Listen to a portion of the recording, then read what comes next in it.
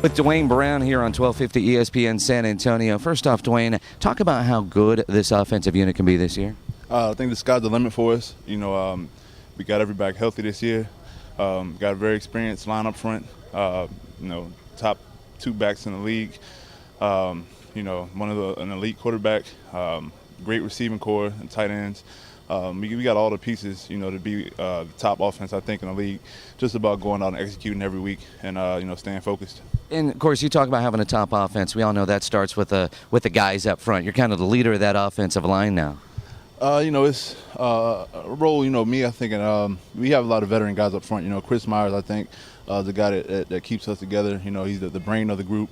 Wade Smith, who's in his 10th year, very poised veteran. I'm in my 5th year now, but I'm considered, one of the older guys of the group. And, I just try to do my part. I think I lead, with passion and intensity.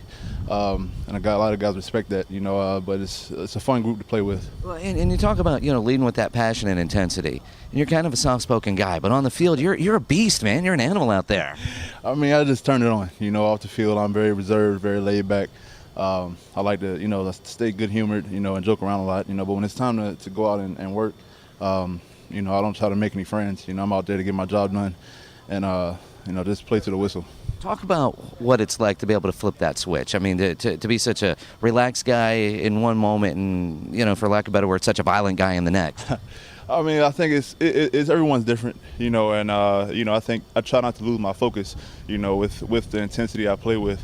I try to stay a technician and stay pretty focused. But, being in my 5th year, my first couple years, kind of feeling my way into the league and into my assignments and feeling, my opponents out to see how they play. But now I'm more confident in my ability. So I'm able to go full speed and play with, a pretty good temper.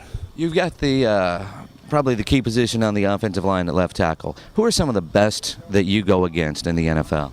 I have to say first and foremost is Dwight Freeney. I have to face him twice a year. I think a first ballot Hall of Famer when he's done. I think Terrell Suggs, James Harrison.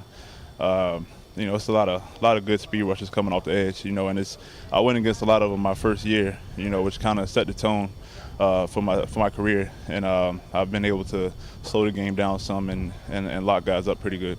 I know this is the unfair question because you're not going to tell me who you don't ever want to go against, but are there some matchups you look forward to more than others? I mean, every week, man. It's never really an off day over there at the left tackle position.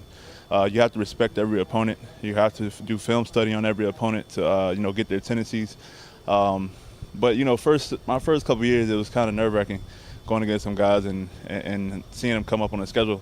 Now I'm just out there, I'm setting the tempo for the game, and I look forward to different matchups. And I think one person who I've had a rivalry with and is my arch nemesis, I have to say, is Dwight Freeney. Just the fact that he's in our division and I have to face him twice a year, I think is someone that you have circled on your calendar every year.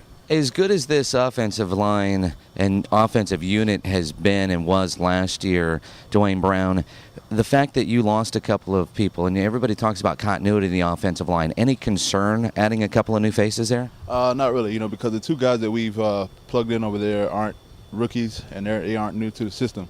This is Antoine Caldwell's 4th year. He's got a lot of playing time in the past 2 years, rotating with Mike Brazel.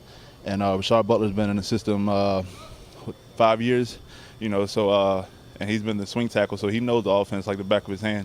And those two guys have gotten a lot of practice together over the years. It's just all about making that transition to Sundays. And I think training camp is the perfect time to create that chemistry and continuity across the line. But I don't think we'll miss a beat. Good deal. Duane, appreciate it, man. No problem. Thank you.